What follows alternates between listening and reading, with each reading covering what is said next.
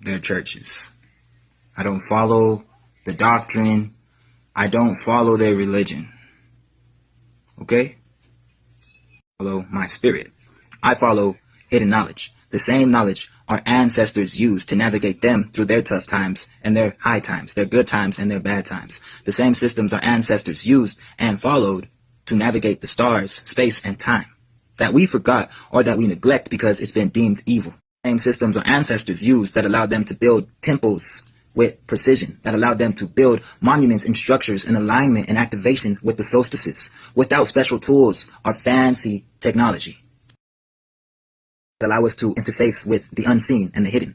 You know, the stuff that they couldn't understand, so they called it magic, when magic is really just the science of the unseen. You see, some people have an ability to tap into a world that is not physical, a world which you cannot see, and communicate with it. And since some people can't and they can't understand that, they call it evil or demonic or magic, when in fact, it's just a science we could hand. Ethiopia, particularly Ethiopian Christianity and the Ethiopian Bible. Now, the Ethiopian Bible, known as the Book of Leaves, was actually a collection of books, 81 books to be exact, books that include, you know, the text of Jubilees or the collection of scrolls of Enoch. And I say the scrolls are the books of Enoch because it was more than one book of Enoch. Just how there was more than one book in the Bible. It was a series or collection of sacred texts and scrolls that were individual parts or additions to the Book of Leaves.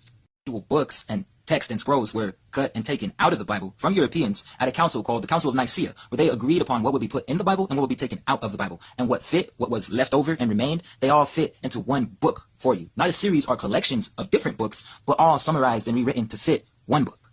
Things out because it talked about sacred law, mystical creatures, angelic figures, unseen forces, and cosmic law. The same principles that Gnosticism and hermetic teachings and the Egyptians, the Kemites, talked about and studied on a daily basis. There was too much truth in it, so it had to be removed, revised, and edited.